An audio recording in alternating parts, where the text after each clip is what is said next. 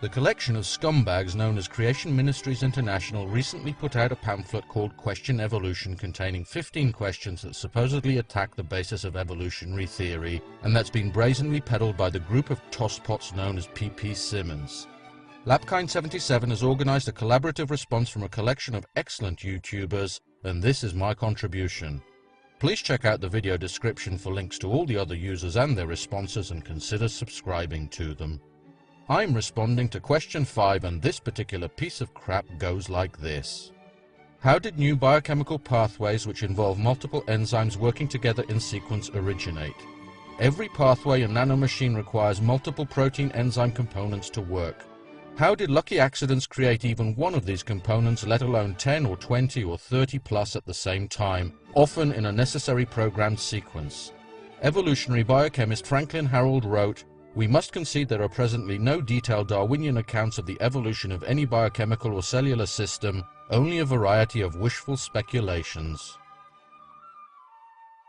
It really is difficult to express the number of levels on which this question fails. In fact, it's so loaded with ignorance and misinformation that it wouldn't surprise me if at any minute it collapsed under the gravitational field generated from the sheer weight of stupid that it contains. Of course, none of this comes as a shock, since the question originates in part from the despicable YouTubers known as ppsimmonds, who I've demonstrated time and time again in previous videos are nothing but dishonest, dishonorable purveyors of vile and disgusting lies. The fact that these con artists are now teamed up with the equally reptilian group known as Creation Ministries International to produce this pamphlet of extra glossy toilet paper perhaps explains its unusually intense concentration of crap. With that said, I'll now explain why this question fails in every way imaginable, and why you'd be better off not reading the rest of this document and instead putting it to much more productive use. Firstly, the question itself commits the logical fallacies of the arguments from ignorance and personal disbelief. This again is no surprise, since this faulty reasoning is a favorite approach of most creationists. The fact that the questioner is unaware of how such biological pathways may have evolved says absolutely nothing about whether they did or not. It only speaks to their colossal ignorance on the subject and/or their willingness to blatantly lie about it. In fact, just the most cursory of searches in the scientific literature reveals dozens of peer-reviewed publications in exactly this field. So while creationists might consider this to be a deep and intractable mystery, it seems that the professionals who've dedicated their lives to training and working in these areas do not. Of course, in response, the creationist will predictably find an intricate biochemical pathway whose evolutionary heritage has not been fully mapped out in detail, and claim that it's impossible to believe that the said pathway arose via evolution. The creatard's incredulity at this possibility once again has no bearing on the truth content of the claim, but again this is a typical creationist tactic. Instead of attempting to generate evidence to demonstrate that such pathways cannot evolve, creationists merely assert that they cannot and expect to be taken seriously. Secondly, the implication that such metabolic pathways arose solely by lucky accidents clearly demonstrates either an Olympian level of dishonesty from the creationist, or that when it comes to evolutionary biology, he can't distinguish his gluteus maximus from his articulatio cubitae. Since we're at least dealing in part with ppsimmonds here, both possibilities may equally apply, but there's little doubt that this statement is indeed seasoned with a generous sprinkling of deceit. In reality, no scientist claims that evolution is a random process, because the random element of mutation is shaped by the distinctly non-random process of natural selection, something which professional liars like these are determined to ignore.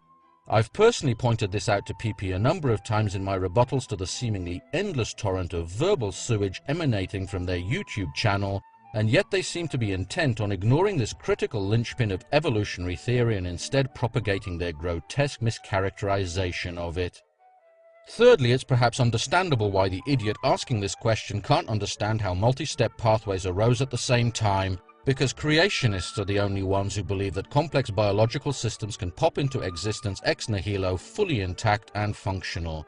Their inability to distinguish their belief in magic from the tenets of evolutionary biology therefore only serves to highlight the sheer magnitude of their intellectual atrophy.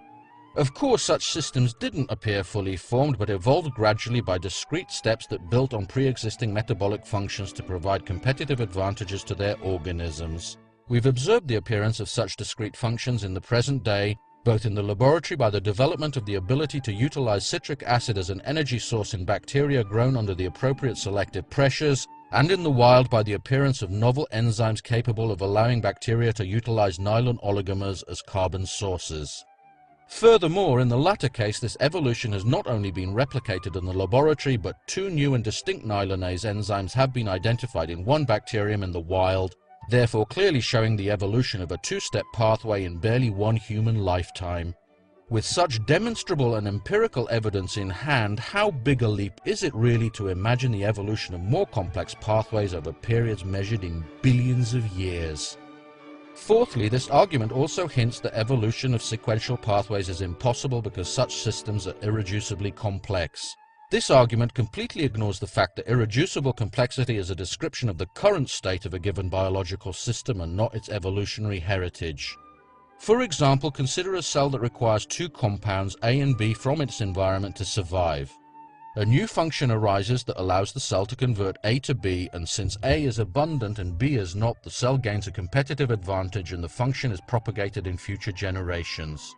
Imagine now that the cell loses the function to take up B. Since it can still produce B from A, the loss of function mutation is silent and may eventually become fixed in the population due to genetic drift.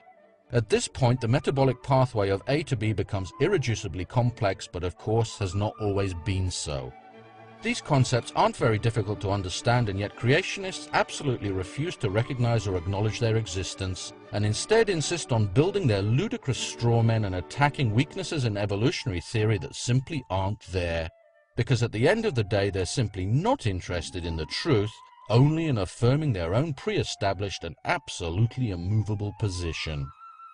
Finally, if you happen to be a creationist with a genuinely open mind or someone who's undecided on the matter, I'd like you to consider the quote from Franklin Harold given at the end of this passage. While at face value it does indeed seem damning, notice that it begins with a lowercase w and yet doesn't indicate any preceding text with an ellipsis. There's a reason for that, and that's presumably because the authors of this deceptive little rag didn't want you to realize that this line from Harold's book, The Way of the Cell, is preceded by the words, "We should reject as a matter of principle the substitution of intelligent design for the dialogue of chance and necessity, but..." This putrid and foul quote mine should quite clearly demonstrate that these individuals are willing to plunge neck deep into the sewage of their own making in order to perpetuate their filthy little lies, and underscores the dishonesty and ignorance I've been pointing out throughout this video. But I don't want you to take my word for it. I urge you to take some time and sit down at a computer and check for yourself using reliable and unbiased sources. If you do that with a truly open mind, you'll very quickly discover that your God is a lot more impressive than the petty conjurer being peddled by these charlatans who are lying to you in order to propagate their archaic and demonstrably ludicrous beliefs, while quite possibly picking your pockets into the bargain.